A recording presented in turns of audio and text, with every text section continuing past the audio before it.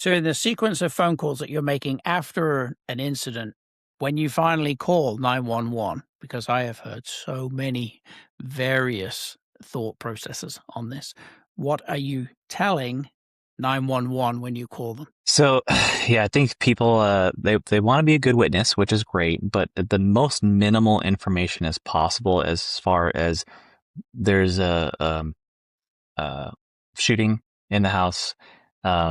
We need authorities at this location. I've let them know that I'm armed just so that they're aware. I don't give them any situation of like what happened, where they came in, what they're wearing. They don't need any of that information. Also, note that I believe the phone starts recording as it's ringing. So when you're calling 911, it's going to start recording. So don't be like talking to your spouse. Like, I'm just going to tell them that this happened. So just be aware that everything you say when that phone starts ringing.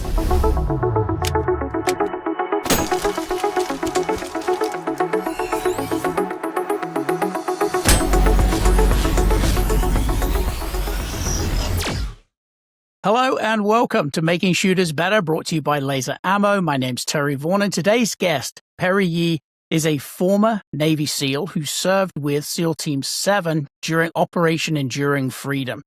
Now, he spent time in combat, and that's going to be bloody fascinating and something we're going to cover in a minute, but it's also what he did after leaving the military that I find super interesting. Because instead of stepping away from service and just walking away, Perry doubled down.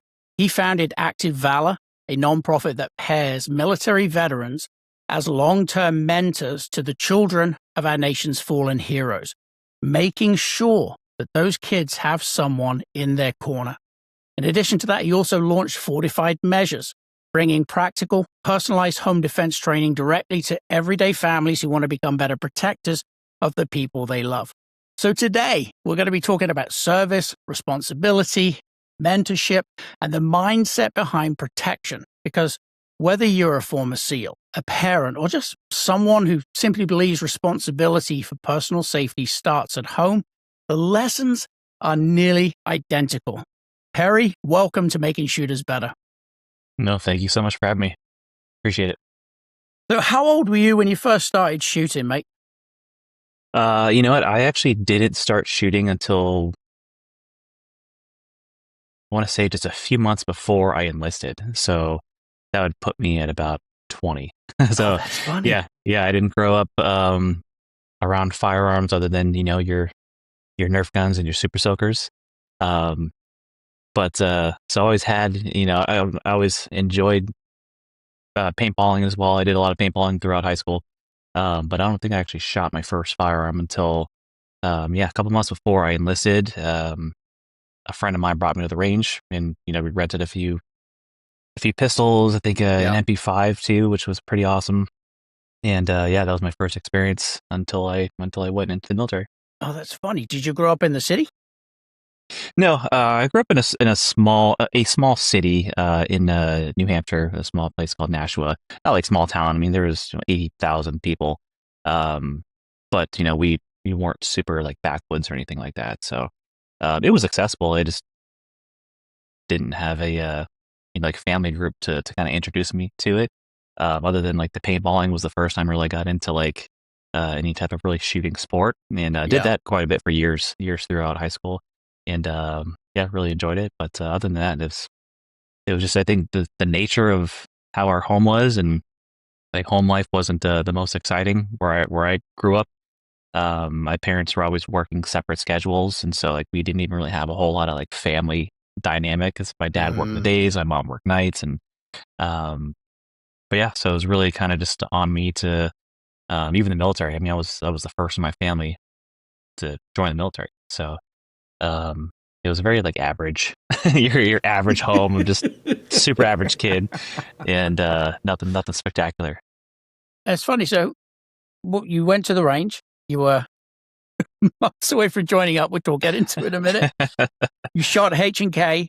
Did you rent out pistols? Did you rent the rest of the rifles? I think it was two different pistols. I believe one was a 226, SIG 226, and then Glock 17, Glock 19. One of those two. And I mean, it was there wasn't a whole lot of, I don't know. I think coming from again, like the paintball side of things, I wasn't like, oh, this is my first gun I'm shooting, and it wasn't a whole lot of like nervousness to it. It's like, okay, this is what I'm going to be doing in the future. Hmm. But I just kind of want to get an introduction before I show up to boot camp, not knowing that Navy boot camp you don't even do shooting. But yeah, kind of just wanted to get a quick introduction. And a friend of mine who I worked with was he was a shooter, and he was like, hey, let's just go to the range, and went and rented a few things. Spent probably like an hour in there and had some fun. I have zero recollection of how I did, or Oh, like that's funny. at all. I mean, I'm probably terrible, but yeah, I don't remember it being like the most exciting thing. It was just like, hey, this is I want to get hands on time and not look like I've never shot a gun before when I enlist. Yeah, because it can feel a little bit daunting otherwise, right? Because you know you're going to be standing up there against all the other guys trying to figure out how to shoot accurately. Yeah, and I don't know if you've, at least back when I went through with Navy boot camp, you literally have one day of shooting, and it's you What? go to That's one it? day, and it's not. I'm sorry, it's not even a day of shooting. It's a line. You walk up to your stall. It's pistol and shotgun. There was no rifle, and so you pick it up, boom, boom, boom, boom, boom. You step to the next line, get your shotgun. Like that was it. That's Navy boot camp That for was you. it. That's it. Oh, Yeah, that's we are hilarious. not riflemen. So it was definitely not like a Marine boot camp or anything. Oh, that's funny. So if you were the first to go into the military, how did your family feel when you said, "Hey, guess what I'm doing"? You know what? They were okay about it. I was so I graduated high school in 2003 and went to college for a semester, and I was like, nope. It was just Not for the you. higher education is not for me at the time. And one of my best friends from high school enlisted right after graduation, and so I, 2003 timeframe, it was still that era to where if you didn't have a college degree, you're not going to make it in life. You have no future. And so the military was kind of just a last resort of like, all right, how do I get out of my small little city and do something with myself? And so yeah, I called up my friend who he enlisted in the Navy as well. He was a CB in the Navy, and yeah, just kind of talked about his experience. He really enjoyed it. He was having a great time in the service, and so he didn't like talk me into it. But he kind of he gave me like his personal experience so far, which wasn't a lot. We're talking high school, a Yeah. semester of college, and then maybe some change. And so yeah, I ended up going to the recruiter's office and just went to every branch. I was like, what do you got? What do you got for me? What's the hardest thing that you can offer? I was a very quiet, shy, timid kid growing up, and lacked tons of self-esteem, confidence. I had none of it, and so I was kind of like, hey, what's the hardest thing I can do to maybe prove something to myself? And when I got to the Navy recruiters, they were telling me about buds, and I had, this was pre movie era, and we Hmm. had nothing to go off of. There was a couple books, and and the movie Navy SEALs. I think it was the only one that was really around at that time. But yeah, I had no idea. I'd heard of the term Navy SEALs, but I had no idea of what they actually did. And so after just hearing him talk about buds and what it entailed, I was like, all right, that sounds like the one. And so ended up enlisting with the Navy in 2004. I was put into the delayed entry program for 11 months just because the availability of my rating that I needed. So we still needed a source rate to before we went to buds. Nowadays, there's all the special operations have their own rating. So kids going in today can go straight from boot camp to buds or to pre buds. But for me, I still had to go to boot camp, go to A school, get my rate for the Navy, and then I was able to go to buds after. But And just how long because is that process then? If you've got to kind of work up to even get started. it depends. It depends on what the rate actually is and how long the schooling is. Normally, I don't think there should be an 11-month wait. It just happened to be Yeah. like the availability of that rate opening up. So it gave me time. I spent the entire rest of the year just working full time, trying to build up some cash, and then I ended up finally leaving for boot camp in January of '05. And then your boot camp's 9 weeks, and then my A school was another 3 months, and then I got put into back then what was called the Dive Motivator program. Now it's called pre-buds. It's an actual structured, I think, 8-week time frame before Yeah. you go to the actual buds program. But back then it was a very unstructured. You go to the Dive Motivator program for X amount of time. I was there for many months, just waiting for a slot for buds. But yeah, and then all we did there was we literally just PT'd 5 days a week, pretty much all day, and just got as physically prepared as possible before actually going to the program. So with little to no knowledge about what buds really entails, and essentially only the careers guy telling you what it's kind of going to be like, did he give you enough of an accurate impression that during that 11-month wait, you were like, okay, I need to get my ass in gear. I better get fit? So, he actually did a pretty decent job for the whole state of New Hampshire. He was like the top recruiter that had his candidates make it through buds. At least he had his little, printed out plaque on his wall, which could have done himself. But either way, he did a good job with explaining it. I mean, you can never get fully really mentally prepared for what you're going to go through until you're there.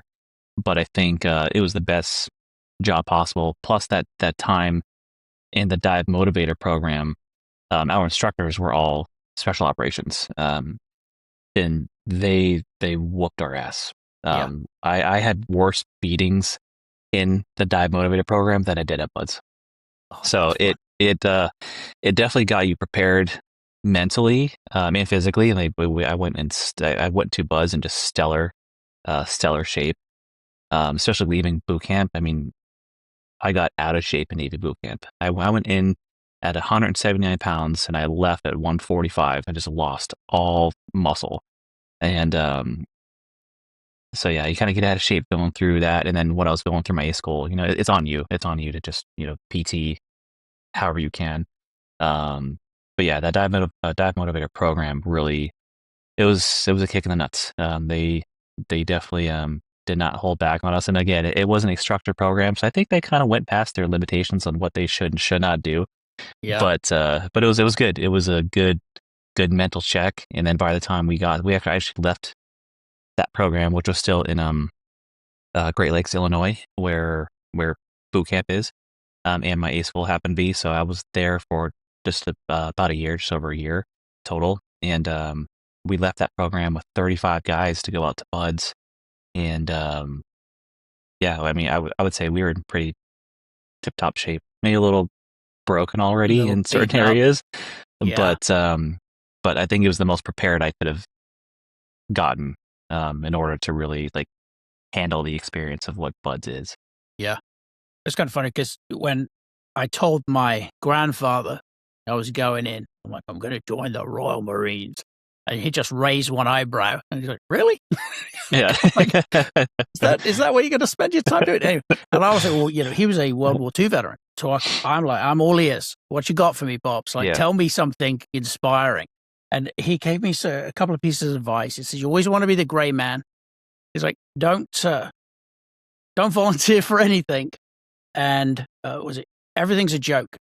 And I'm sort of sitting there. I don't know what I expected him to say, but that wasn't it. Yeah. I'm like, what do you mean everything's a joke?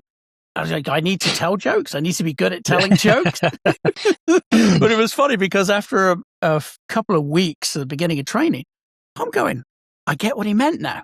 Everything's a joke. If you could literally take everything like it's just someone taking the piss, and can you hack their sense of humor?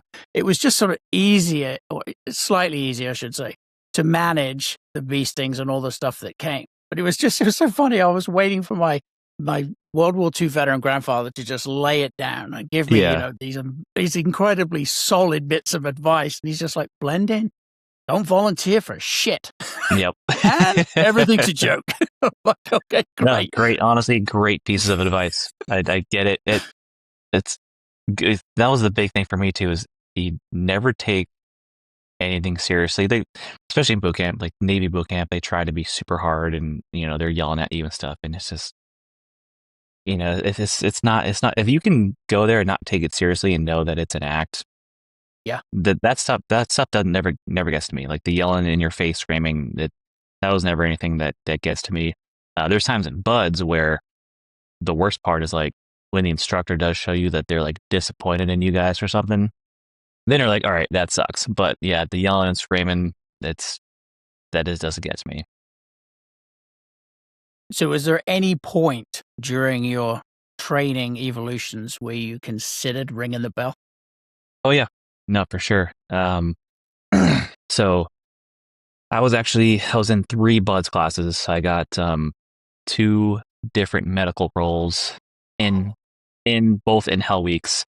So I have to start over. I've been at the beginning of buds 3 times. The worst part of buds is from day 1 until you complete Hell Week, and I've had to go through that 3 times.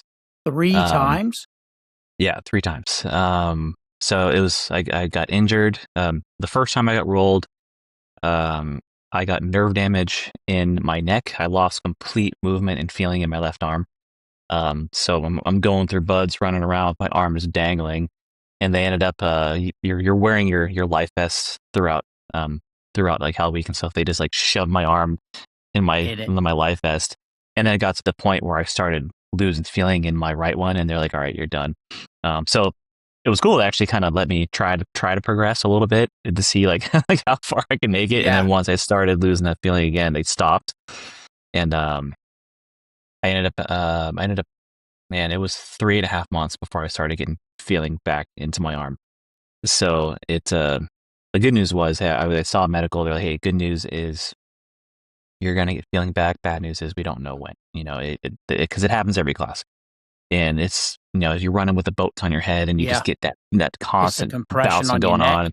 Yep. And so I ended up getting that nerve damage, and they pulled me out of class. So this was class 259. We started in February of 2006, and Hell Week, for those who aren't familiar where it is in the timeline. So Buds itself is a 7-month long journey, and Hell Week is the 4th week of first phase. So you have 3 weeks of indoc, which is just kind of get you introduced to what Buzz is going to be like. It's not nearly as demanding as it's going to be when first phase starts. First phase starts. Hell Week is the 4th week into it, so it's actually pretty early on in training. So I got the nerve damage. I ended up getting pulled out, and then I skipped a whole class just because I wasn't physically ready yet. And they just stuck me in the indoc office, and I was just being like an little office rat for them for a few months, which is actually kind of cool because I got to like know the instructors a little bit more on a personal level. And then I classed up again with 261. So started 261 over again.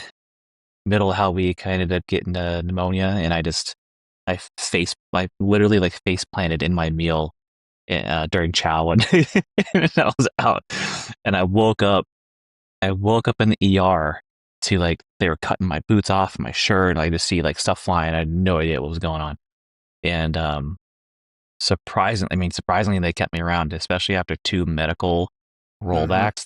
There's like no thought in my mind that they were going to let me have another try at it, and so they ended up being like, hey, you can class up right away with this next class, which was 262. And so I went into that class so broken. I had stress fractures in my femur. I had my stress fracture in your femur. Yeah, my hip flexors were shot. I was a mess. Tendonitis in my knees. Like you could feel every time I bent my leg, you could feel the grinding on the outside of my knees. I mean, that was a mess. But so yeah, I started back up again with them, and ended up making it through all the way with 262, and graduated with that class in 2007. But I'm sorry, I didn't even talk about. I didn't answer your question. Yes, there's plenty of times when you think about quitting, and one of them was during my first class. I was sitting there. So we were in our boats out in the water. We were doing some um, over the beach stuff and doing some surf passage. So you can bring the boats out, you dump them, put them back over. You go in and you're doing races with each other. And I remember sitting there on the boat, my arms in my life vest. I looked like an idiot. And you just started thinking about, man, like what did I get myself into? Am I going to permanently damage myself? And is it worth it? And you just put the number one thing, which was like my biggest why, was I did not want to be in the fleet. I could not see myself living on a ship, regular Navy life. And no offense to those guys who could do it, I just can't do it. I think it's just a challenge in itself, but I just did not want to go to the fleet. And that was the first moment. It was at the first class during Hell Week, and I was like, this is just, what am I doing here? And I think it was actually, it's good. They pulled me from class. I had time, to reflect and think about it. And I was out of Hell Week. So, I wasn't going through the crap anymore at that point in time. And it kind of gave me the ability to kind of just, come to my senses a little bit, gave it some time, heal up. And then, after that, even when times were the hardest, I don't think I really thought about it too much, because I can always just envision being on a boat somewhere in the middle of the ocean, just bored out of your brain. Yeah, we had I think it was during my third class. Every Monday morning, you have your 4-mile time run on the beach. It's super early. It's like 4 a.m, and it's dark. It's cold, and you line up on the beach, just wait for the instructors to show up, and right off the shore was a ship. And you're like, that's not for me. I'd rather be here getting my stuff pushed in here on land. And so it was a big motivator for me to just not have to go to the fleet. No. Yeah. It's funny because I had one moment, and it wasn't nearly as heroic as what you've just described. But I had one moment when I felt like I'm done. Like I'm over it. We had, because training to get into the Royal Marines is about 7 months, and you go straight from Civvy Street to the Royal Marines. And if you don't make it the Royal Marines, basically you're out. Like there's no fallback plan. And I went into it quite honestly going, yeah, I'm not going to quit. Like I am bloody minded enough that once my mind's set to this, I'm in. But there was one moment, and I can't remember what the training exercise was now, but it was a big yomp in. It was overnight. There was no sleep. And then we had to start digging trenches. And this is trenches out in the Welsh hills.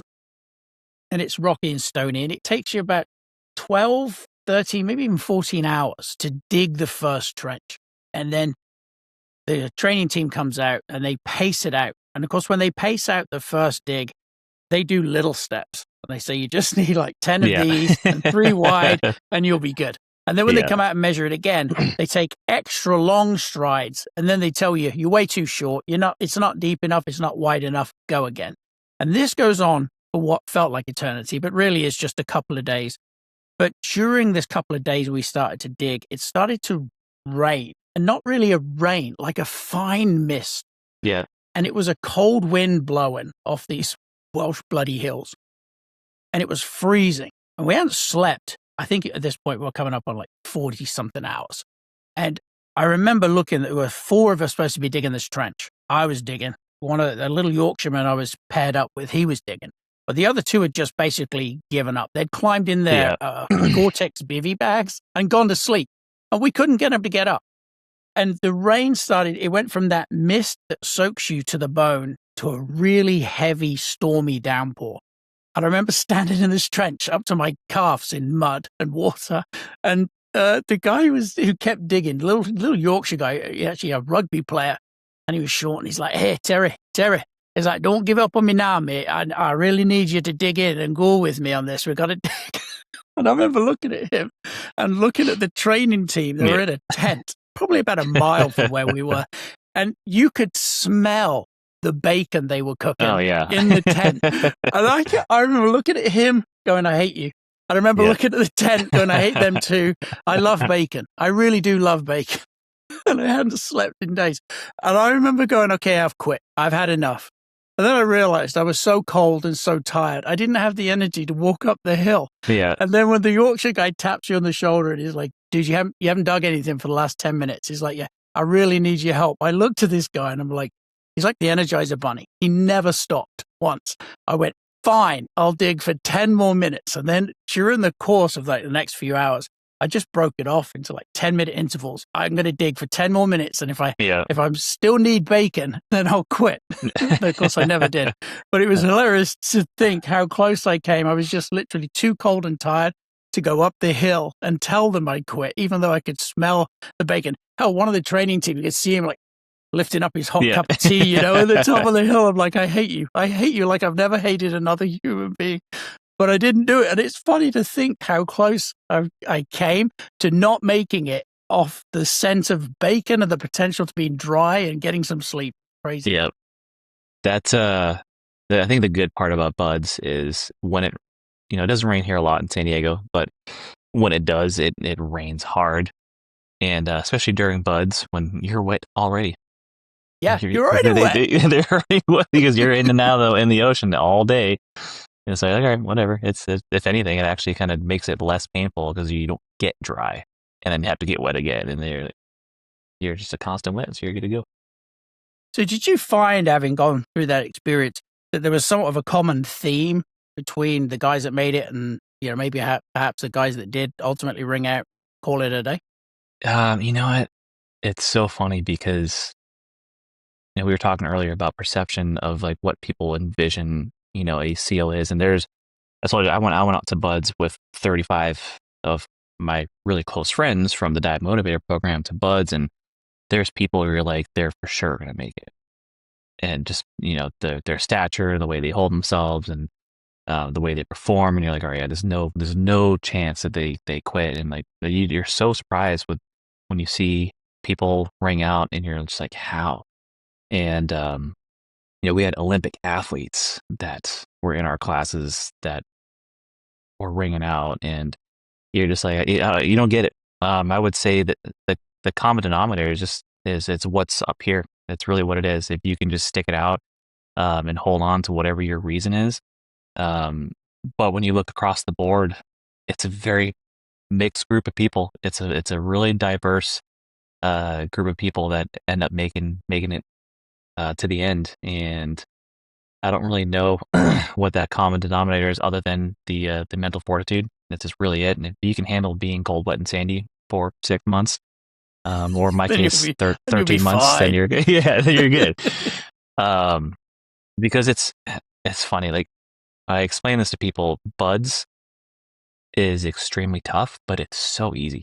Like, you have no responsibility other than you do what you're told. It's, unless you're an officer and you're kind of in charge of your boat crews and stuff, but you get told where to be, when to be there, what to bring, what the evolution is going to be, and you just perform. And if you can't perform it well, do it to the best of your ability. Because I did notice that the instructors will go out of their way to see people who are really pushing themselves. And I know that goes, there were times for me too where you're just so beat and tired and exhausted, and it's like, hey, you're trying to go to their count for push-ups and you just can't keep up with their pace. But hey, I'm going to make damn sure that my chest hits the ground every single time, and I'm going to full extension every single time, and I'm not going to drag on it. But yeah, it's when I look at all the people that I graduated with, it's a good mix of people. Some small, some big, some athletic, some that were not. It's good runners, bad runners, good swimmers. I mean, I was probably in the lowest tier of runners in my first class. I was not built for running. I was great in the water. I could handle my body weight well. I mean, I had like the push-ups, pull-ups, sit-ups area was easy day, but I just could not run for the life of me. And enough to make the times I needed to. But by the end of my third class, I was probably within the top 5 people when it comes to running, just because I was doing it. So they will build you to what you need to be, as long as you just put out. But yeah, it's a weird mix. Yeah, I agree. There were a lot of people I saw fall by the wayside that just quit, couldn't hack it. But every time one of those guys did that, I went, I'm still here. I'm still here. Yeah, And it did serve as additional motivation because it I'm like, does. that dude quit? Yeah, Really? And I'm still here. Okay, right. I'm good yeah. for another couple of days. Let's go. See who goes down next.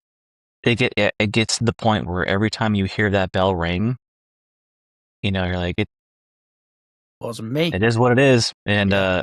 again, by my third class, I went to my first class with a lot of friends, and that hurt seeing guys go. By the Yeah. time I got to my third class, I was like, oh, I'm not making any friends until post Hell Week. It's just Yeah. because you're going to see so many people go. But yeah, you hear that bell go off, and you're like, oh, that sucks. I think the scary part is when people quit, they turn it into like a team event. They'll be sitting there doing surf torture, locked arms with each other, and one person will want to quit, and they'll just go up to the person next to them, like, hey, I'm gonna go to the bell. You want to go? And it's sometimes just the motivation they need, and you see 3-4 people at a time going to the bell, and you're like, man, it sucks because maybe they were on that fence, and all it took was it could have been someone that says, hey, stick it out for 5 more minutes, we're almost done, versus hey, I'm going to the bell. Do you want to come? Yeah. And you would always see multiple people going to the bell at the same time. Safety in numbers. Like, Yeah. you're isolating, making that choice yourself. If someone had offered me a bacon and egg sandwich at my moment, you see, if they'd have been like wafting it in front of my nose, like, all you got to do is reach out and take it. I'm not sure I would have had the fortitude to not take the bacon sandwich. I would live with the regret the rest of my life, but it probably would have been the best bacon and egg sandwich I've ever had in my life. Yep. And you would never be able to replicate it. Nope, ever. Because the fatigue and the general dismay I was feeling at the time. It's funny. So obviously you made it through. Actually, I have one more question. Your stress fracture in your femur, how long did it take to heal? Post buds, I don't know, a long time. So after you finish buds, there's another 7-month period. So you don't finish buds and then go to your team. There's another 7-month period that was called SQT, with SEAL qualification training. So buds is where they're trying to weed out the people. The first half of buds, and then you do get into like the learning after that. But SQT is where you put it all together. It's the games are over. You're there. They're there to teach you, and you go through all your different blocks of training to get prepared to go to the team. So start to finish with no interruptions, you're looking at about 14 months of training. But I can't give you a time. You just push through with a stress fracture in your femur. Yep. And you're never, at least for me, you're never not in pain throughout buds. So you kind of just learn to live with it. I will say, my body will never be the same. I'm so beat up today, internally, and it just, you look back and you're like, all right, well, yeah, I'm now reaping those all that time of just destroying yourself. And I'm 41 years old, and you would look at me and the way I walk and move, and you're like, the guy looks like he's in his 80s. And it's just, I get out of bed in the morning, and I can't bend down to put socks on. It's rough. It's rough. This is like listening to myself. It's snap, crackle, and pop getting out of bed in the morning. It takes a good 5-10 minutes to shake everything loose. If it makes you feel any better. I'm trying to walk through my room and not wake up my daughter in her crib. And you just hear click, crunch, click, crunch. We recently were at an event where a number of UFC fighters attended. And they were brought in, as you would expect, VIPs. They arrived in this very nice coach, but it was a slightly smaller coach, and some of these were some big dudes. And the first person who got off this bus is Forrest Griffin. I don't know if do you know who he is? Yeah. Okay. He's a lot taller in real life. He's a big dude. Yeah. He's a big dude. Not when he first got off the bus. He got out, hunched over, trying to get his neck to straighten out. It took a good 2 minutes before he got up to full height. It was like he was uncrinkling himself. The same thing for everyone that got out behind. And I'm like, the things we do in our youth that come back to haunt us in our later years, It was Yeah. funny to watch. I was like, okay, I feel a little better about my theatrics in the morning when my joints don't seem to want to work properly and everything hurts. These guys, with what they put their bodies through, is just crazy to watch them try to maneuver from a smallish seat to standing up. Yeah. I will say, I'm pretty sure nowadays, within the Buzz pipeline, they have physical therapists, they have nutritionists. So it looks like they're actually doing a better job with trying to make sure that they have more longevity throughout their career and afterwards, Oh, versus like, hey, just gonna throw them in and don't fix what isn't broken until they're yeah. broken. But yeah, it does look like they're doing a lot more intentional things with keeping guys healthier throughout their time in Buds and through the in the team. So obviously you deployed for Operation Enduring Freedom. What lessons do you feel like were the ones that, okay, I learned this during that? So this was 2009. So we were originally slotted to go to Iraq with the rest of the team.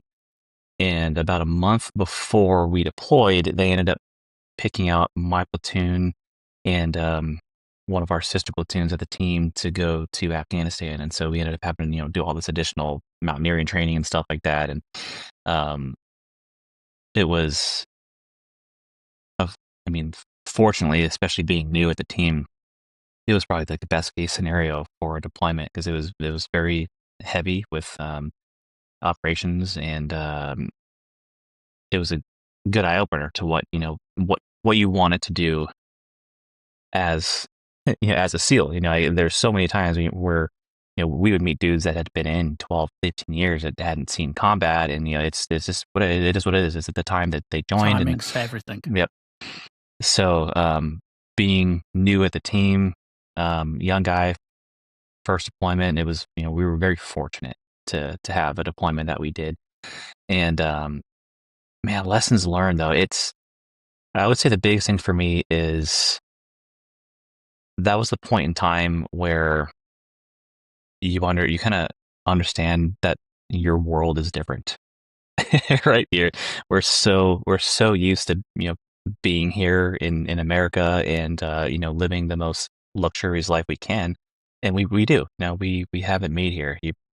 Especially if you're born here, you won the lottery, and Mhm. going over and visually just encountering and seeing one just how people live was just so mind blowing to see.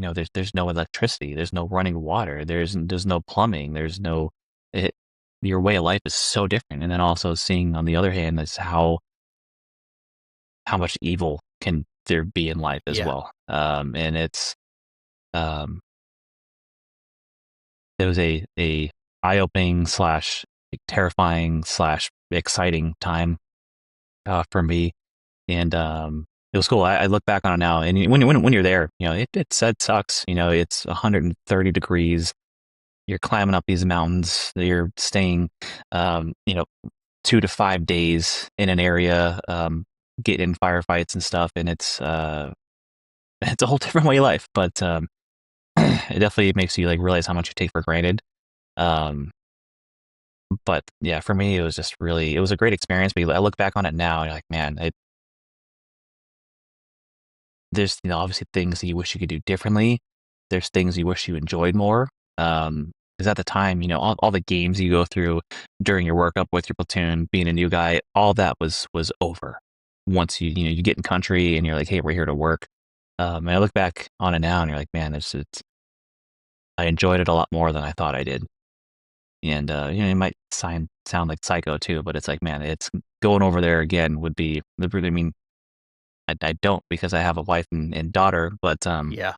I still have friends that are going overseas and operating and contracting and doing all these things, and they're doing way more than what they did when they were even active duty. And there's that little bit of jealousy. We're like, man, I would love to go back and just get back in action. And for me personally, I never quite see myself as that type. Even within the SEAL teams, I am not that alpha personality. It was a job for me, not the lifestyle. Mhm. And but every time I think about it, you're like, it is true. Like you're built different. It's ingrained in you. And maybe that is just, the training you go through or what you experience when you are on active duty, but we're built different. And,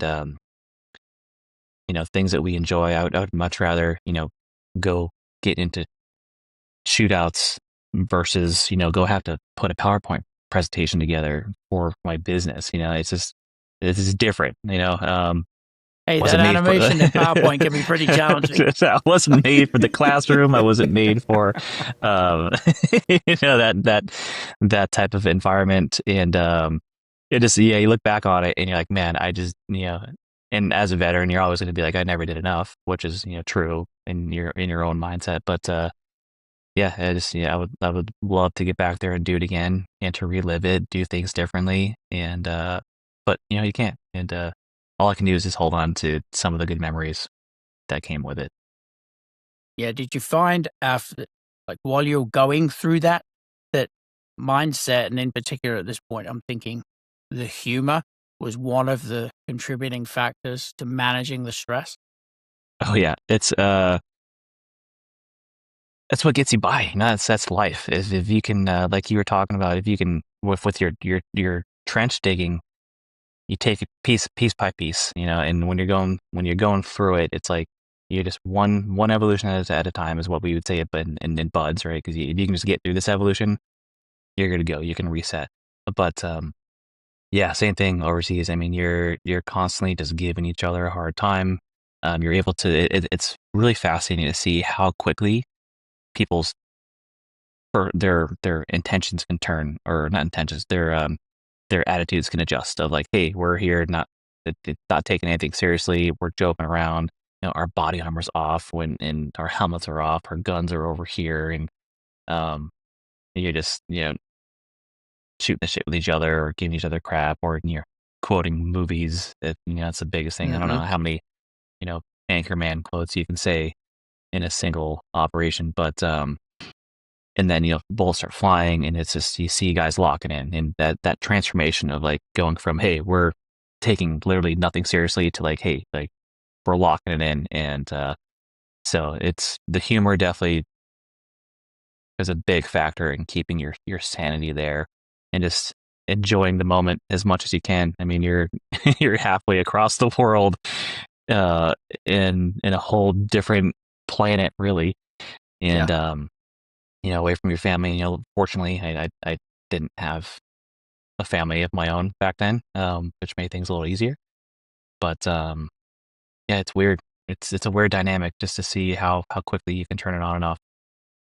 It's also funny to watch the dynamic between the guys. Everyone's giving each other crap, and sometimes some pretty personal crap too. Like, people from the outside looking in, be like, Yeah, "You guys don't seem to like each other very much."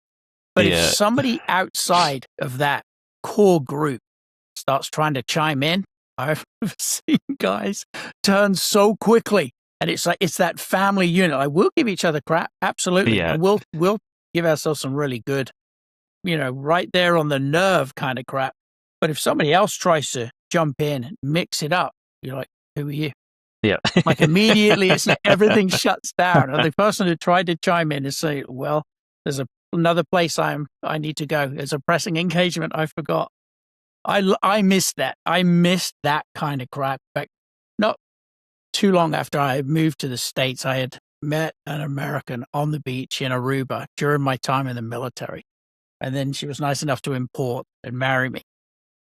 But I had a voicemail left on the home phone back when we had a voicemail, a little cassette Yeah, I recorder remember and those everything. days. Yeah, back in Yeah. the day. And somebody called and just gave me copious amounts of crap. I don't know what they said, whatever it was. I remember just coming home, and Carol's like, somebody called. I don't know who it is, but they don't like you very much. And I'm like, well, there's a long list of people that don't like me very much. I'm like, let me listen to the message. And I was like, oh, it's Yeah. Sean. Don't worry about it. Yeah, no, he's a good friend. And she's like, that's how your friends talk to you? Yeah. I'm like, yes. And the minute they stop talking to me like that is when I'll worry. Yeah. It's fine. I mean, that's just like the male dynamic, regardless of military or not. It's so different to see how, the women are the ones that are so nice and and friendly to your face, and then you leave and they're just talking behind your back, and the guys are going to say it to your face. They leave, you're like, oh man, he's such a nice guy, I love hanging out with him. And you're like, what? What? No, I get it. And now, quick word from our sponsor. If you're a firearms instructor teaching beginners all the way through full-blown tactical classes, and you'd like your students to get better faster and also add an additional revenue stream to your business, consider becoming a laser ammo dealer. Dry fire lasers, reactive targets, smokeless range simulators, all these bits of kit help your clients and you, of course, get more trigger time without burning through hundreds of dollars worth of ammo. Shoot me an email, terry@laserammo.com, and let's get you and your clients dialed in with the best dry fire laser-based training equipment available. And now, back to the episode. So what do you think one misconception might be about how service people and SEALs, perhaps in particular because of your background, respond to danger, respond to a stressful incident? You think there's a misconception there?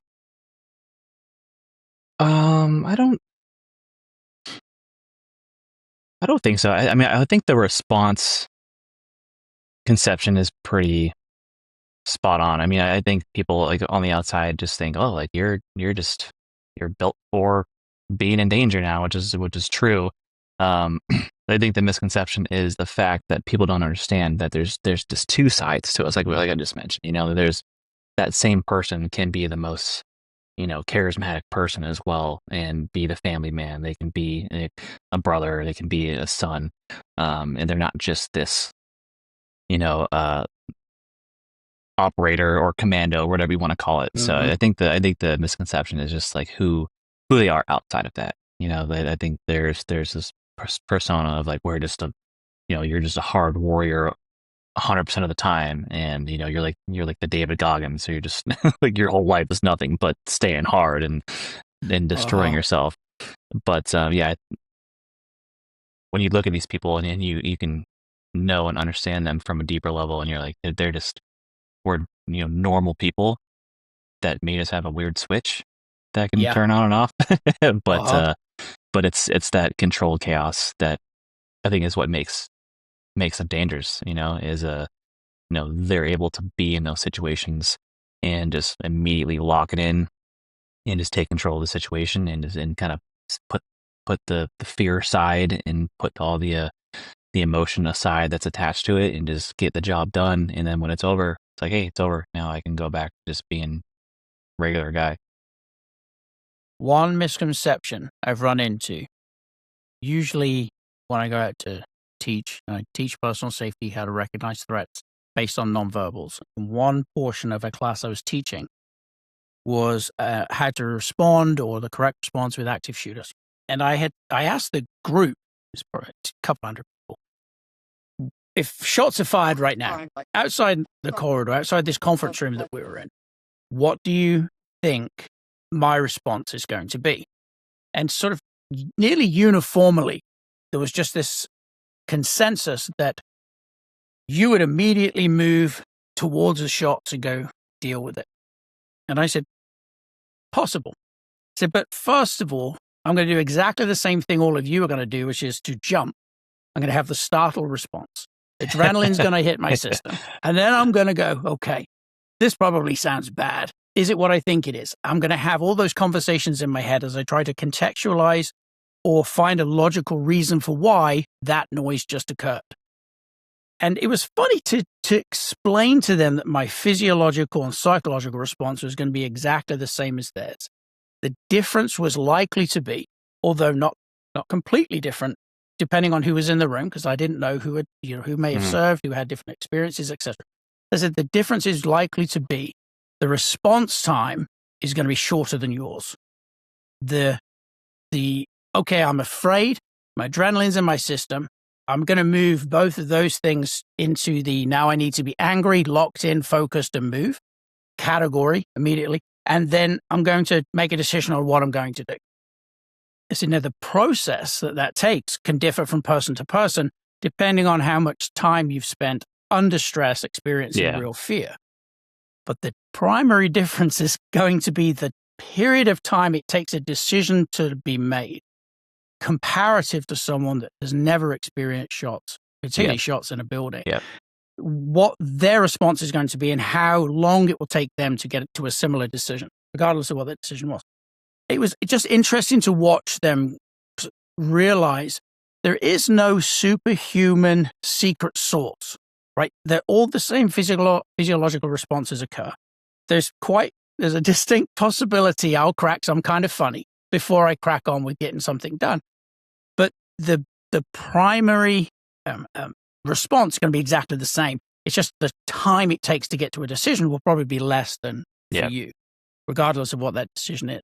And it was watching them go, oh, because there was an element, I think, that you don't feel those things when you've done this thing. Like you have been a SEAL in your case, and now you don't feel those things. You just go straight into this. You're like, no, no, I still feel the exact same things. Yeah. Can I work around it? Can I channel it? Can I, do whatever's necessary to still put my, feet into action? Yes. But how long? It was very interesting to watch the audience go, oh, okay, I get it. I think I see a lot of the flip side as well, where they think their response is going to be a lot quicker, and they think they're just going to, hey, shots start flying. I'm going to, pull my carry gun and I'm going to go to the threat. And you're like, no, you're not. I can't guarantee you're not. One, again, I mean, like you mentioned, like they've never been put in that stressful situation, and they think just because they go to the range a lot, and that's the equivalent of being combat ready, and it's so important for me. So for me, with I'm sure we'll talk about it here later, but I do a lot of force and force classes here in the area. I mean, because it's for me the closest thing you can get from being in a firefight. I mean, you're in a firefight, just non-lethal, but you see people's reactions when that first shot comes flying by your head with a little paint round, right? A little 8mm paint round comes flying at their head and is out the window. Like it's game over. And I use that Mike Tyson quote all the time. It's everyone has a plan until you get punched in the face, and that's what it is. It's the force and force stuff is it's tactical sparring, and that's a punch coming right at your face, and that just their demeanor changes real quick from something they know is not non-lethal, or they know is not lethal. But it's just that it's the only thing I have found that actually induces somewhat of the same amount of stress. Yeah. Is there anything else you do to get them also kind of stressed out? No, that's all it takes. Live fire range, we'll do some physical activity, we'll bring out the kettlebells and pull up bar and stuff like that to try to get the heart rate going. We'll get them running, but it's a different stress. It's like the stress of I'm trying to beat the buzzer with an elevated heart rate is different from the fear stress of I have something shooting at me right now. But no, it's all it takes. There's no like precursor stress things that we need to do beforehand. It's they do it on themselves, because and what happens is everyone the first thing they do is their breathing gets shallow because they can hear their own breathing, so they try to quiet their breathing, and then they're not breathing and they're sucking in air, and that right there is elevating the heart rate. And then even the smallest movements, they're not running around, but like you do one evolution and your heart's racing, you're just dripping sweat, and you're not even moving. You're not doing anything. You're going into a room. That's it. And but yeah, it does what it needs to do on its own. It's funny. I had two realtors come to a shoot house with me, and I was already there at the time at the range, and we put on the stress vest, get the electric shock, right? Mm-hmm. And one of them said he'd been doing paintball and other things. And this is actually nothing against paintball, because there's a lot of people that played using the paintball and all that stuff. They're good. Like their tactics are good. Like genuinely. But he's like, I used to play paintball, and I think And somebody at the range said, well, you should probably go try and hunt Terry down in the shoot house we had. And it was always a grand old time. I just posted up. I just found different hiding spots and did ambush. I'm like, okay, I did some movement initially just to find those spots, but then just hunkered down, let them come to me. And it was funny because after about 7 or 8 rotations of this. The vest was giving them electric shocks on the stomach, and that alone was enough to induce jitteriness, elevated heart rate, the breathing, which you just mentioned, kind of that shallow breathing where they're trying to be super quiet, their mouths open, but they're going.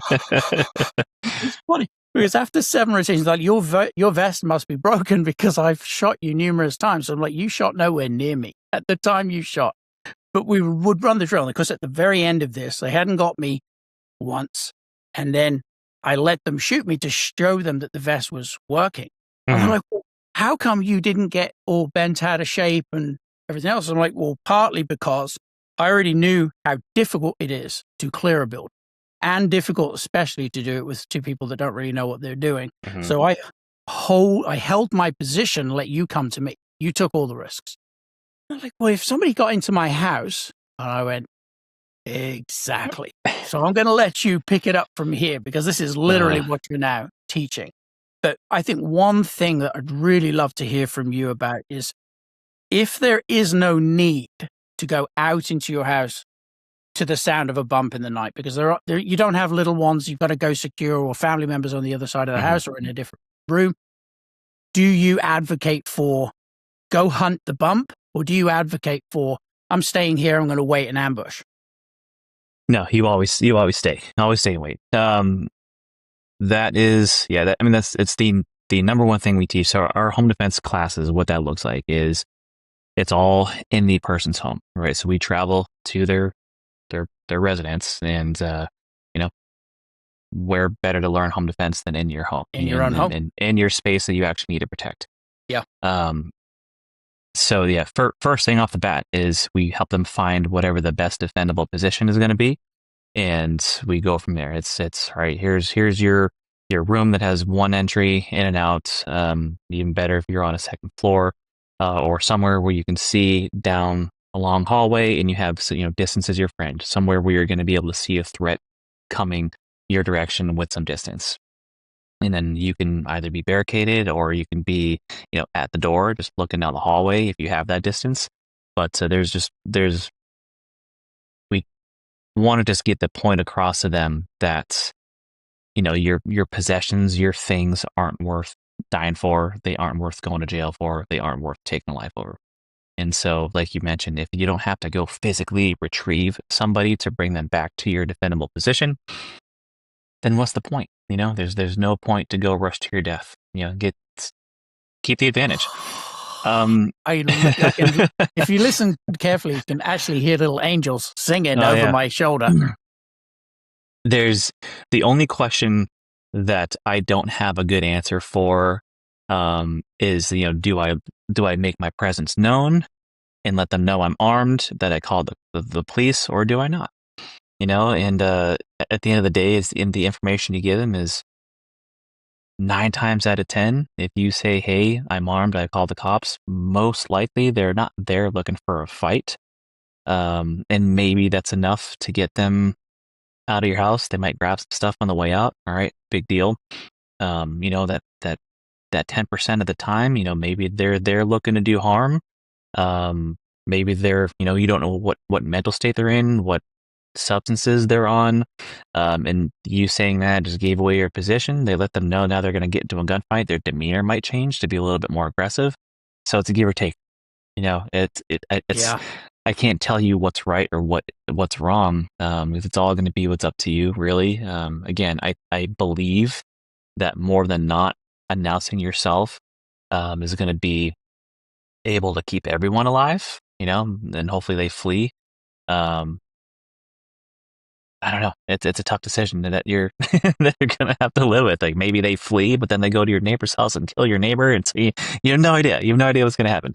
But it's for me personally, I'm not saying anything. I don't want people to know where I am or what I have with me, and I want them to be surprised when they walk into my muzzle. So, but it's and, it kind of it just depends on who you are as a person and. Because you're right. That's an impossible choice. Everybody's got to make it for themselves.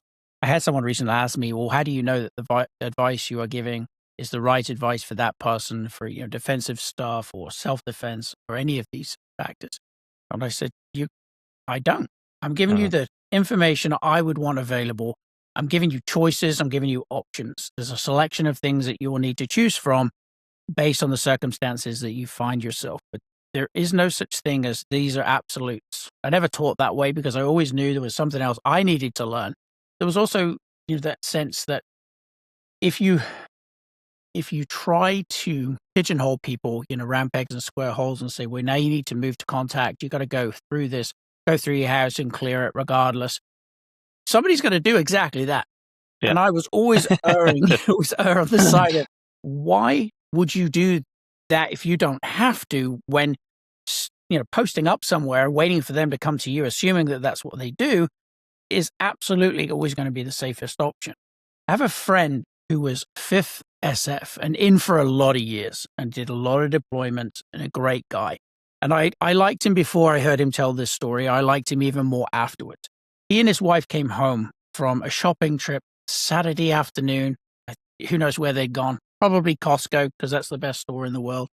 And they arrived home as they drove into their driveway, they live a little bit out in the country, the front door was open. They knew they hadn't left it open. And as they drove in, they're both looking at this open door, and his wife starts kind of chuckling. And she says, somebody is really screwed up, because when you go in there and you let them know how badly they screwed up, yada, yada, yada.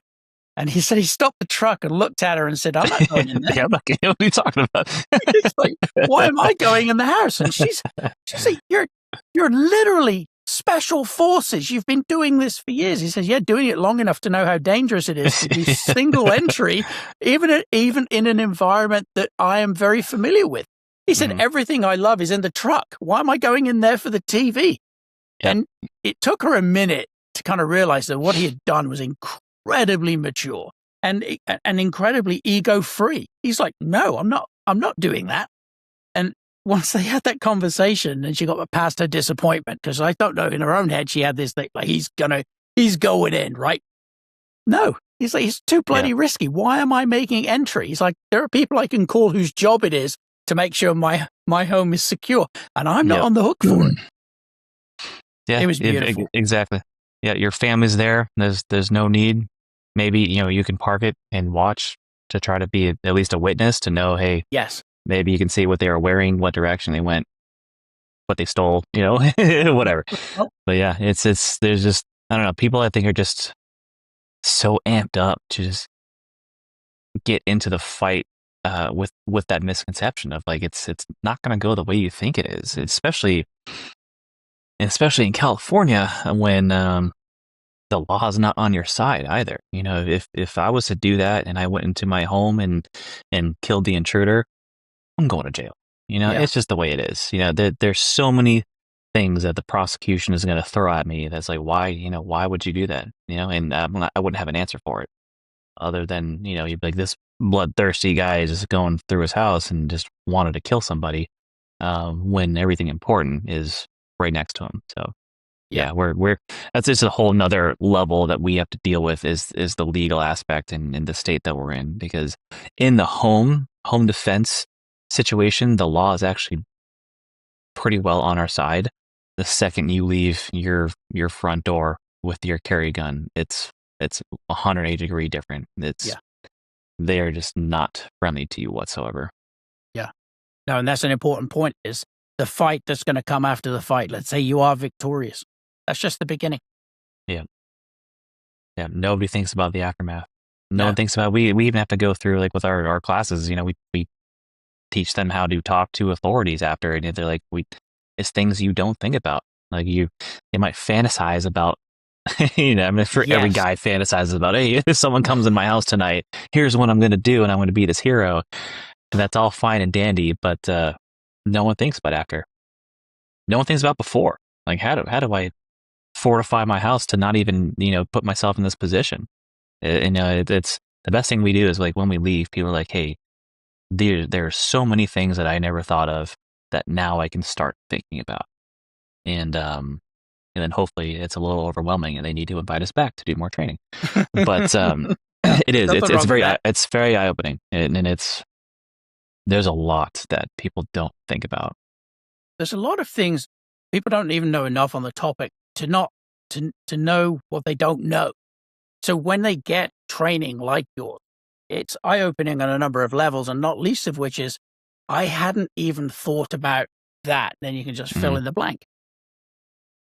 Yeah, there's I would say some of the biggest things are the one strengthening the house of the easy tips they can do outside of their home, inside of their home, of like, wow, this is super simple.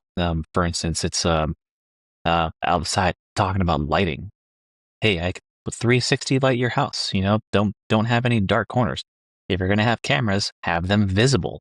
Don't have the hidden camera in the birdhouse. Like, let people know when they're walking up the driveway, hey, I'm being watched.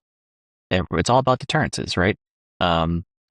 Maybe I have my dog toys out so they know, or even to beware of dogs sign. You don't even need to have a dog. Just put a beware of dog sign in your yard, or an ADT security sign in your yard. Something so simple. It just, maybe it's like, hey, this house, sorry neighbors, but hey, this house isn't worth it. I'm moving on to the next one. Inside the home, hey, I can put bars in the tracks of my doors and windows just to prevent them from being opened. All right, that's easy enough. Put an additional lock on your front door that's different from the deadbolt. Put it in a position where someone can't break a window and reach in the corner and undo it. You have a really obscure place where you have an extra lock. It's super simple. Putting in, longer screws in your plate, your strike plate, in your door. There's very, very easy things you can do. I actually do a home defense seminar. It's just lecture. It's PowerPoint in a lecture, but it gives them all this information for you to take home, right? It's do this now. It's very simple. But the talking, the post actions after an event is something that you get a lot of eyes opening of, like, I never thought of that, because the thing is, people, when they're talking to law enforcement, is they want to overshare.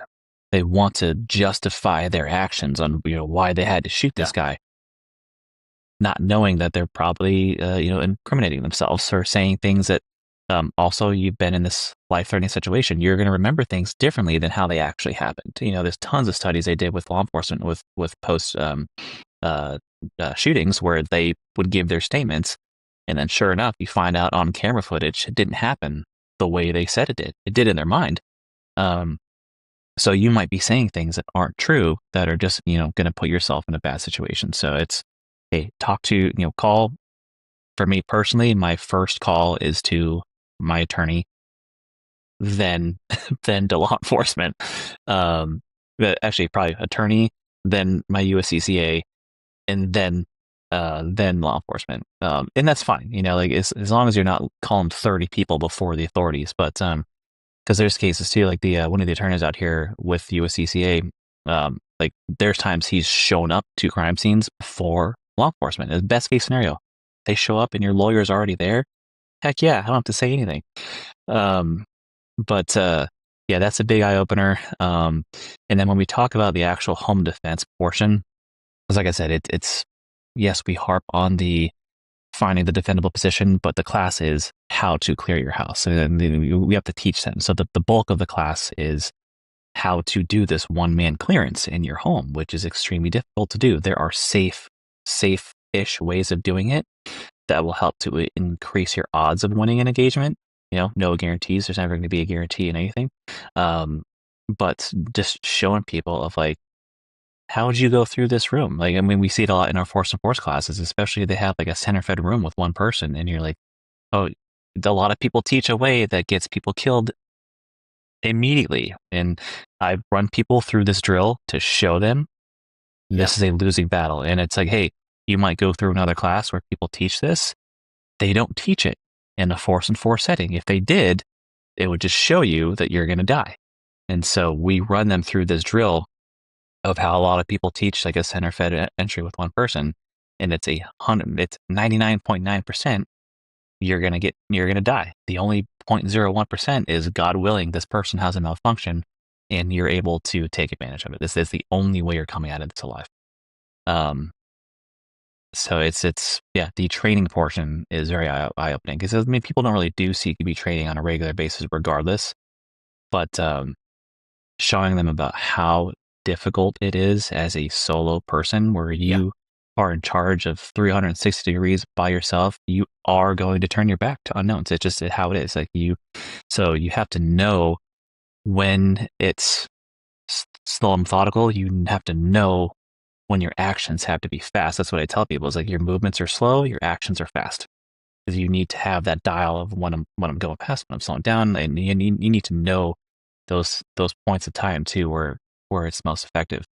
But yeah, it's difficult training. It's very hard, and it's eye opening to see how quickly you can die in this situation. But Um, that's the best way for them to learn. mhm, Because everybody yeah, has this misconception, I think, in their mind that it's going to be like a John Wick movie. I'm yeah, going to roll into this room and I'm just going to hit everything I'm shooting at, and there's no blind spots. And I heard somebody much smarter than me say years ago, you're always, with CQB, you're always going to give up something to get something. Like, yep, and you cannot move through a room or take a corner without giving something up of yourself. And of mhm. course, center-fed rooms they're a bloody nightmare. And I'm a big proponent of fighting from the doorway, clearing as much as you possibly can. Yes, thank you. I'm not going in that room until I'm No, as sure as possible I know where someone is most likely going to be. I am not making, speedy entry, running the rabbit into the corner. It's going to turn out they're in the opposite mhm. one. You're like, or they're further into the room than you expected. It's a shit show. But that's something beautiful about what you teach is it actually shows people how messy it gets and how Yeah. quickly it can get out of hand. Well, in that situation too, like if you happen to be, let's say you keep the element of surprise as you're moving through your home. If they're in a room, they have to come out of that room. Like, why do I have to go into that room Yes. to do my attack or chase after them? Like, if they also don't know I'm there, the same concept of I'm in my defendable position, I can get it in a defendable position, waiting for them to come out of that room. So it's not always offensive, and I think that's just where that misconception is. That it's always and I there's Hollywood ruins that a lot, where it's everything is just fast, dynamic, Yeah. and even in the teams, we did nothing but dynamic for a very long time. Then we started getting into at least the combat clearance, where we would clear the active part of the room from the doorway, but we would still take our corners dynamic. Mhm. And I think more people are getting it now. Where I mean, the fighting from the door is getting more popular, which I'm super happy about because that's how I do everything. I Yeah. I I stay so far away from dynamic movements unless I am doing a video shoot and they need us to look cool and sexy. Like, that's the only time I do it. Um, But again, right, that yeah, leads into that Hollywood-esque sort of perspective of if you're going to do this and you want to look good, you got to do it fast. And yeah, you're like, no, if I want to look sexy, I'm going to live. And if I'm yeah, going to, and live means slow and methodical. And then if I yeah. have to act, then it's fast. But it's funny. Yeah. Yeah, but it's just you learn these principles, and what's good is they translate everywhere. So it's yes, they're learning home defense, but if they find themselves in an active shooter scenario, what they are learning translates over. So it's great information. I mean, I love doing it. It's I've been doing it now for just about like 4.5 years is when I started this company. I mean, I've been in the training space now for 12 years, but for my personal company, it's very fun to see your average everyday person who just is gun enthusiast and wants to keep their family safe, to see them go through the extra steps and want to better themselves. And it's incredibly satisfying to see things click and you're like, wow, like this makes sense to me, and or why was I not taught this in this class? And it's very satisfying just to know that, hey, maybe, hopefully they never have to use this, but maybe what they learn here might keep them alive. So in the sequence of phone calls that you're making after an incident, when you finally call 911, because I have heard so many various thought processes on this, what are you telling 911 when you call them?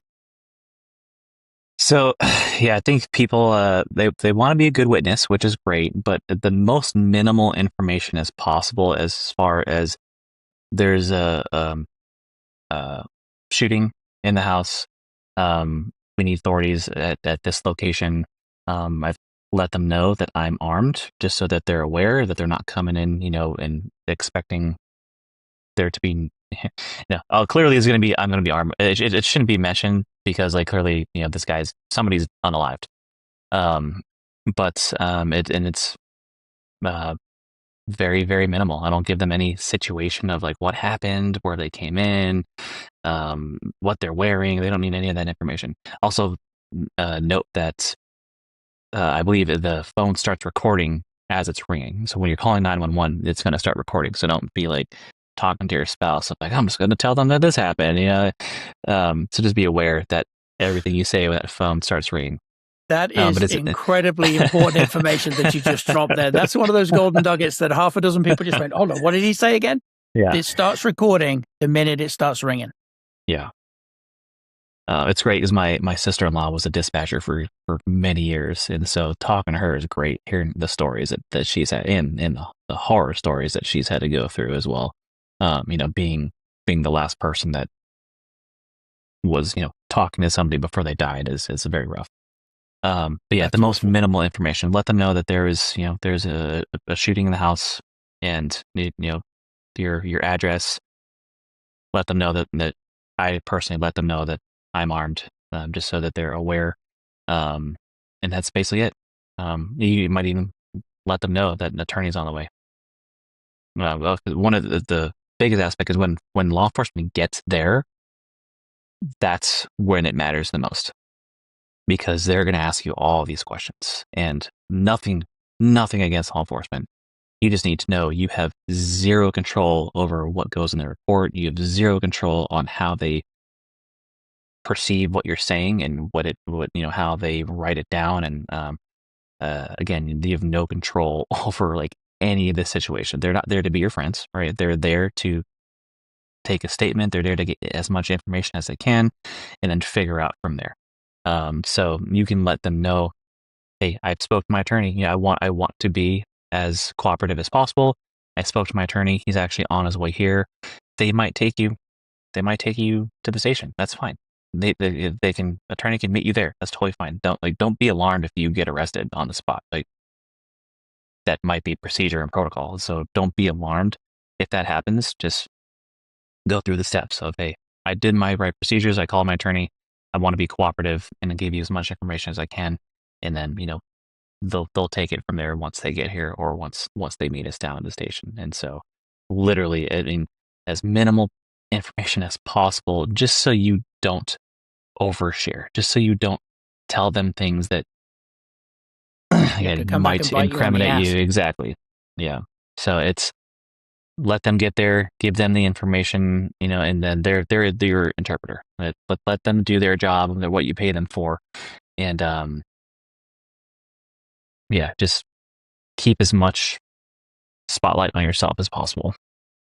All right, touch on one other thing that you mentioned, in that when the adrenaline is pumping, and you've just lived through what is very likely going to be the worst experience of your life, and may have ultimately resulted in you having to take a life in order to protect yours. You're going to feel like talking. You're going to be a chatty Cathy. You're going to want to, because you want to defend what you did. But the reality is, as you said, and I want to reiterate this, what happened in reality is likely not going to be what your brain is telling you happened. Yeah, you can be like, hey, I shot them 3 times, and then there's 10 casings on the ground. Because you're just going to... And you did a mag dump. You're like, no, I think it was 3 controlled shots. You're like, looking at brass all over the floor. Like, really? Yeah. But the brain is, it doesn't function the way you expect it to function, especially under that kind of stress. So talking a minimal amount, giving what's needed to kind of at least, give a sort of very superficial overview of what happened, I think is phenomenal advice, because you're right. Law enforcement, nothing against them. I love the job they do, and there's not enough of them doing the job. But I do not envy their job. Friends. Yeah, I Yeah. couldn't do it. And also, depending on where you are, like in the Yeah. firefight portion itself, why the defendable position is so great as well. Like if you are moving throughout your house, here in San Diego, homes are on top of each other, right? Yeah. Every corner you turn, you're pointing at a different neighbor at some point. If you are not trained and you're not hitting your shots, that's more accountability of like, hey, my bullet went into little Timmy's room next door. Yeah. And maybe, grace of God, nobody got hurt. But people aren't really thinking about how responsible they are for every single round that leaves their firearm. Yeah. And when you've got neighbors, next door or even half a block away, depending on what that round hit before it exited your house, it's good. Yeah. It's still traveling. It doesn't Yeah. stop. Yeah, that's good. That's great advice. So when you left the military and you started at the Active Valor nonprofit, was there a catalyst specific to you that started that, or you just looked at the state of the world and went, I need to do something? Yeah. So I left the military in 2011 and tried to, I got out of the tactical world for a little while, had some odd jobs here and there. In 2014, got roped back in. It does that. It pulls you back in. And I started working for a CQB shoot house. It was a civilian based shoot house, all force on force, which was phenomenal and very eye opening for me. I learned so many things there that I didn't learn in the military, and I was like, why? Like, why were we not taught these things? It blew my mind, and so um, I kind of like not completely, but data dumped the way I did things before, and just dove into just dedicating my time training here. I mean, I was with this place for years, and we were doing force on force training 4 hours a night, 5 days a week for years. It's the most consistent training I've ever had in my entire life, right? And you Wow. think about in the military, especially in the SEAL teams, you are a jack of all trades. You only spend X amount of weeks of time on one thing, and that's considered specialized, right? Imagine taking 3 or 4 years of your life of constant CQB force and force training. Most eye-opening thing I ever did in my entire life. We didn't even really do force and force in the team. So we would spend 6 weeks doing all of our CQB stuff, dry into live fire, and then we do our final exercise with role players. And it's like, why are you going to train in perfect conditions for 6 weeks at a time with nobody shooting back at you, and then you throw in role players, and everything goes out the window. So yeah, very eye opening. But that was my first introduction after leaving the military of working or of meeting another veteran. For years, I had never even met another veteran. I became kind of a hermit when I left the military. Very isolated. My entire family is back on the East Coast, and so I was alone, very alone. So at this point in time, it was my first time ever meeting vets, and so just getting to know these guys, becoming friends with them, hearing their stories about their time in service, about their hardships, about how their transition has been, and the difficulties they've had, and you're like, wow, we are the same person. And vets have this weird thing of we always think we're going through something alone, and we're super unique, and we're the only one going through this struggle. When in reality, we're all going through the same thing, maybe a little different, but it's the same thing. And so, at the time, my girlfriend at the time, my now wife, she was helping us actually doing our videos and our photos and our web design for this company, and it was just very like, we're like, what can we do? What can we do for these guys they have so much to offer this world. They have crazy experiences, tons of experience, knowledge, things that they can pass on and share. You have, in their mind, they're no longer doing the greater thing in their life that brought them that mission, that brought them a purpose in their being.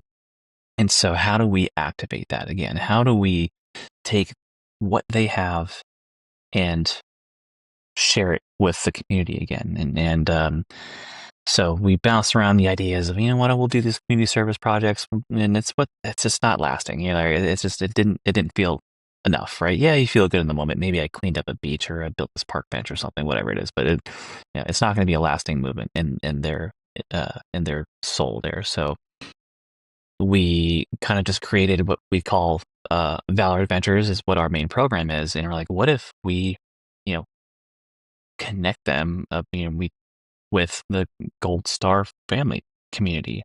You have these families that have all lost their connection to the military due to the loss of their service member in the home. You have all these guys who have lost their connection with the military from discharging, and they've lost that camaraderie, that lost that purpose, and like, why not? Let's bridge the gap, bring these two together, and it seemed like a no brainer, right? There was nothing out there that we saw, and especially in San Diego, which is a huge military town, and unfortunately, like a very big Gold Star community town as well. And no one was doing it. And so the big problem you see with the veteran community is they all want to start their own thing instead of like, hey, let's see what's out there. How can I get involved? And so you have a billion different nonprofits that that just operate very smallly. But we looked and we're like, there's nobody doing this. So like, all right, maybe this is something we start. And so it was very challenging to get into the Gold Star community. They're very closed off community, rightfully so.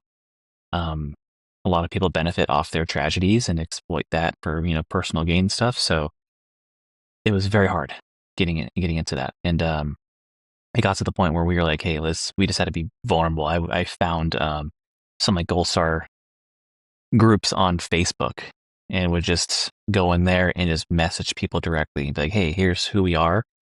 Here's what we're looking to do. And so with our program, we host a series of elaborate themed outdoor adventures throughout San Diego, where the veterans can now just like pour in their knowledge, their skill sets into these kids that don't have this learning in their home anymore, and just give them value, bring them, the vets get the opportunity to feel purpose driven again. They know that what they're doing is for a worthy cause. It's for a worthy group of people that really need their help and their assistance.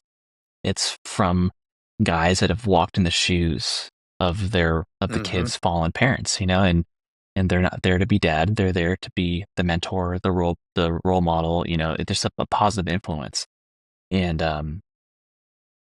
then in turn of that, it's like the kids are getting all this value from these men that were like their fathers, and it's just a win-win. And what we didn't anticipate is what it did for the widows. And it brings a space for all of the women to come together. They get to share their stories with the other women. They get to, depending on where they are in their stages of grief, they get to learn from these other women about how what worked for them, and then they get to give free babysitting, and they pass their kids off to these guys who they know they're going to be learning some good valuable skill sets from.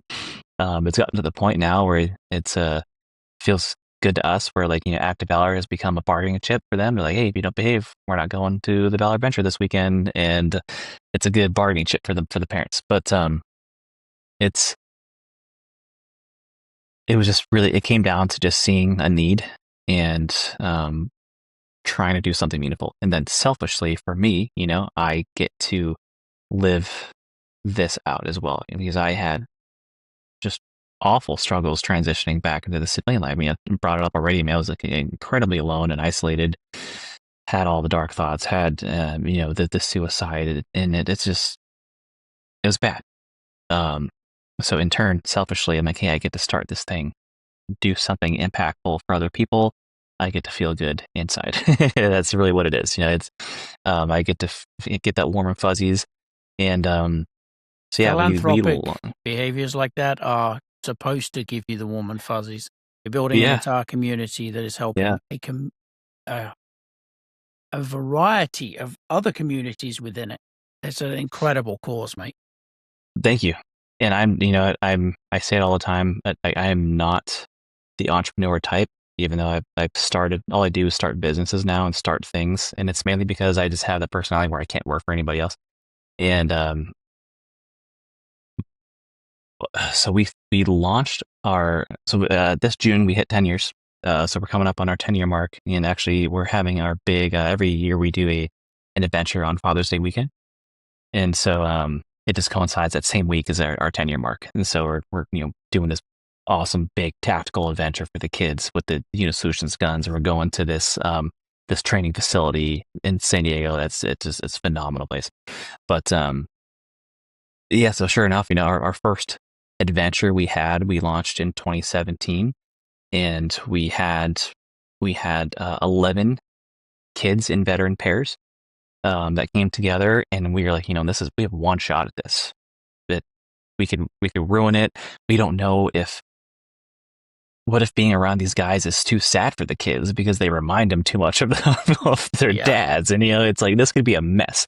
We ended up setting up this big mission-based treasure hunt. We were out in some private land out in about an hour east of San Diego County, and the week prior we actually went out with the mentors. They would find their waypoints. At each waypoint, the kids and the vets, the pairs had to go through some puzzle, something that they had to finish together to get their coordinates to their next one. So they had to be successful at their mission, work as a team, get the information so that they can move forward and progress. And then there's actually buried treasure that they had at the end. And so seeing these guys like take these kids, and we had kids as young as 4 show up, and so you see these giant men walking with their tiny little kid behind or next to them.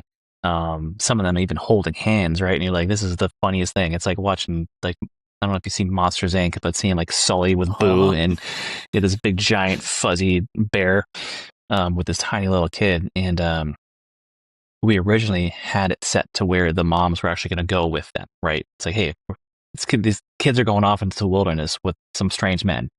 Let's have the moms go with them. And as we were getting ready to start, so we showed up. Everyone showed up. Kids, we got backpacks with all this gear, compasses, maps, e-tools, all this fun stuff for them to be outside, and put them through like a little first aid class as well. And then the vets took some time where they got to teach them, how to read their compass, how to point plots on their map, and so just give them a little rough land nav course.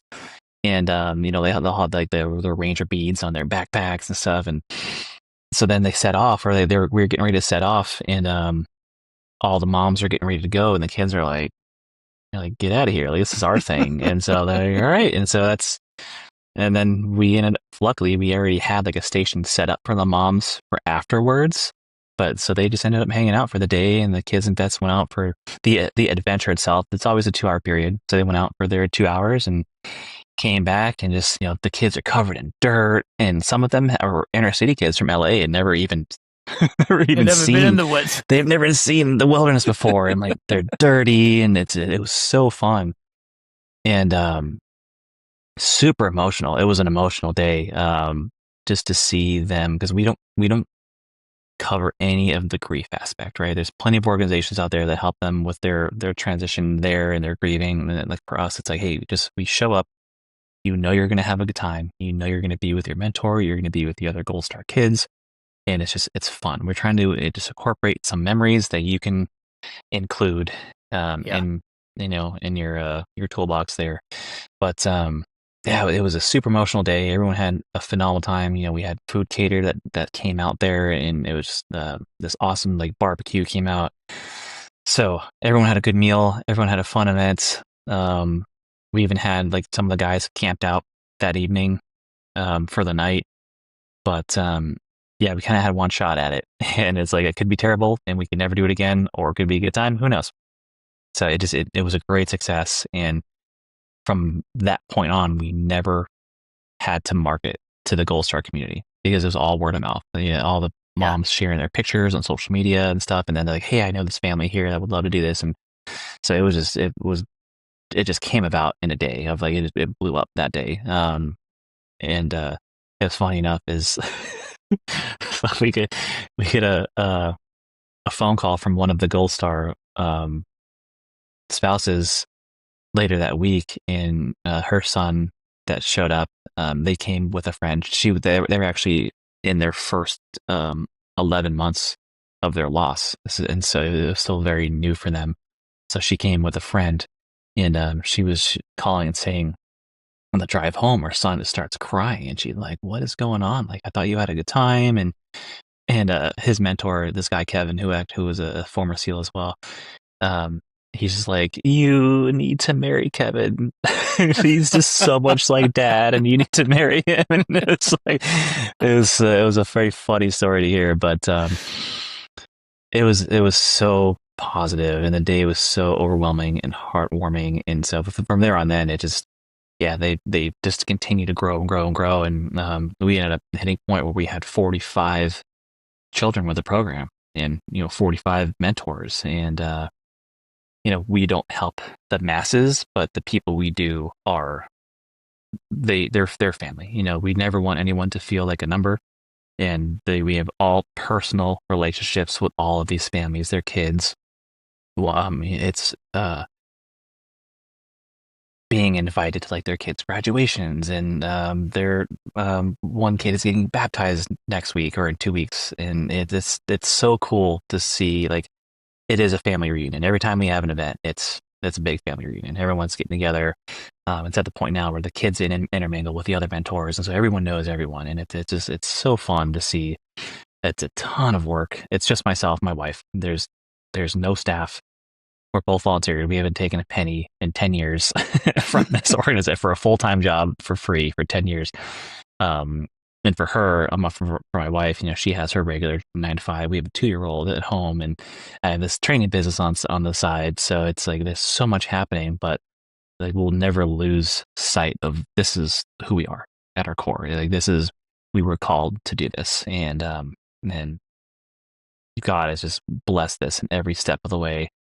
For now 10 years, and just being able to see the impact that it's had on people, seeing the relationships that have been grown from the vets and the kids over the past 8-9 years as well, and having kids that have been in our mentors' wedding parties, or seeing guys that have taken their family with their Gold Star family to concerts or out on a camping trip, or one of our mentors ended up moving. A lot of guys have moved out of state, but he was a pilot. So he would fly down in his plane and then, hang out with his kid for a day and like take him on flights and stuff. And what's great about it is we don't see it, or we don't know about it until we like see it on social media. And so we know that it's genuine, and it's not something that we force them to do.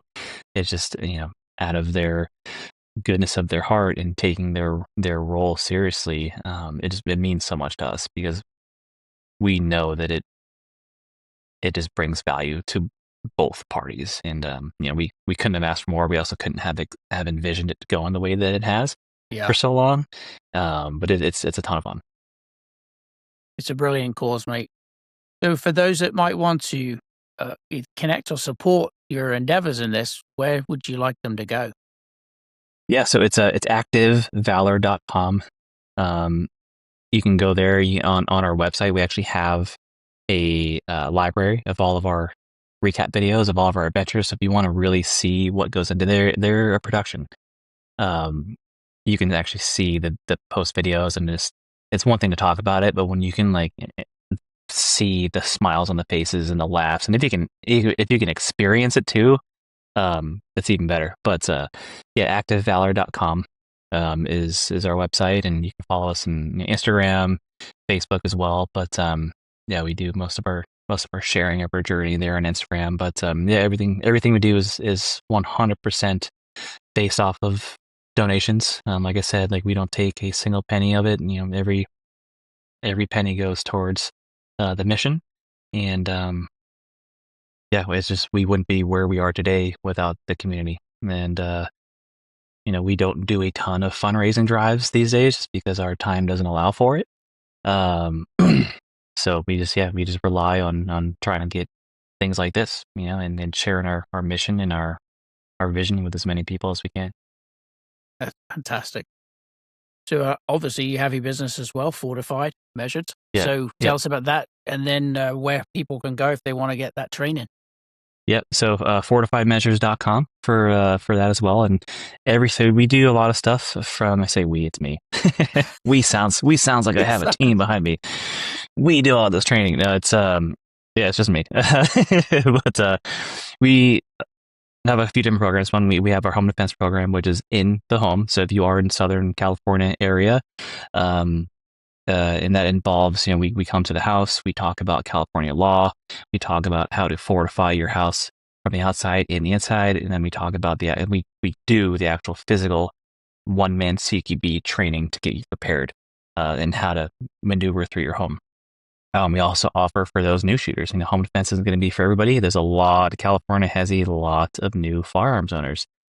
So we have a basic fundamentals course that's also in the home. Hey, look at that. Everything comes to you, comes to your doorstep. I have personally found that taking new shooters to a live fire range it's not a great learning environment. It's super stressful. Um, Training under stress is good, not when you start, Not right? when you, Get yeah, used to how to operate firearms. So we're using laser ammo tools with the recoil pistols. Now with the smokeless range as well, the CQB in a box targets, and there's so many things that we offer as far as in the house, where you don't even. I show up people's homes and they're in their pajamas because they're like, "Hey, I'm in my PJs all day."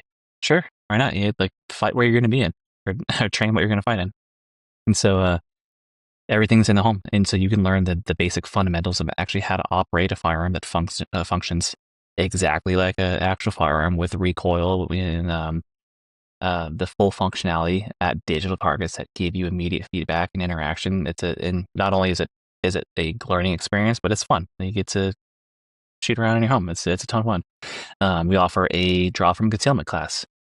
Hey, inside your home, I come to you and teach all your CCW holders that never practice drawing from your holster how to draw from your holster. I can't tell you how many people that I know that should not be carrying a gun out in public because they don't train. yeah, Um, and then on top of that, we do offer force and force classes, which is offsite, where you can actually be in a trained for a gunfight by actually being in a gunfight. And I promise you, the most value you will ever get from training is force and force. You need to learn how you're going to react under that pressure, under that stress. You need to know what you're going to do when you're getting shot at. You need to know how to counter being shot at, right? So most value you can ever get out of training. Not a lot of places to do it. Not a lot of people teach it. So whenever whoever's watching, if you can find places wherever you're at, force and force is going to be the way to go. And then for LE as well, we have a LE program for not only we have a multi-day program for SWAT teams, but also for patrol officers. It's not.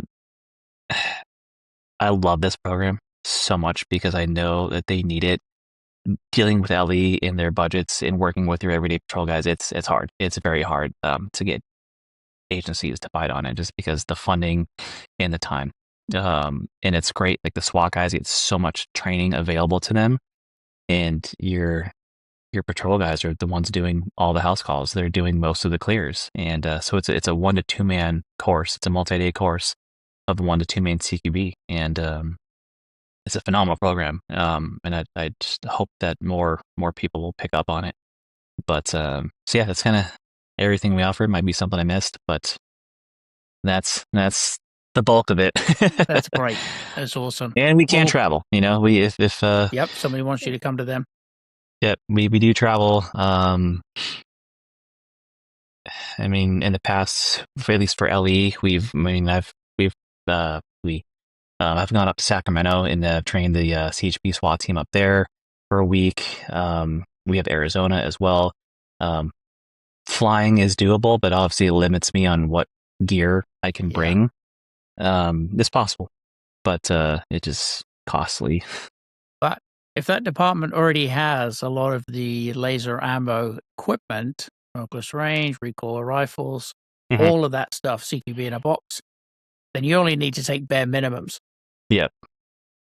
Yep. So it helps for sure. And then we do live fire stuff. I don't do a lot of live fire just for liability reasons. If I do, they're more private classes. So unfortunately, you can't go. There's no calendar of, like, when I'm hosting my live fire classes. They're usually upon request. But yeah, we do group classes upon request. They're all private, so it's doable. So if people just really want live fire stuff, that's and they're a little bit more advanced in their training. That's something we do offer as well. We just don't really broadcast it as much. All right. Well, thank you. We're honored that you have taken out some time to come in here and share both about your fortified measures and your nonprofit, because it's a bloody good cause. It really is. So thank No, you I very appreciate it. much for joining me here. No, it was a ton of fun, and let's do it again. And when there's some more stories, life changes so much and so rapidly these Doesn't it? days. I feel So like quickly. I know, things are it different does. all the time. All right. Thank you for watching and listening to this episode. Don't forget to like, share, and subscribe. It's a free way to support the channel and help us keep bringing you the guests that you want to hear from. For now, thanks for listening in, and we'll see you in the next one. Cheers.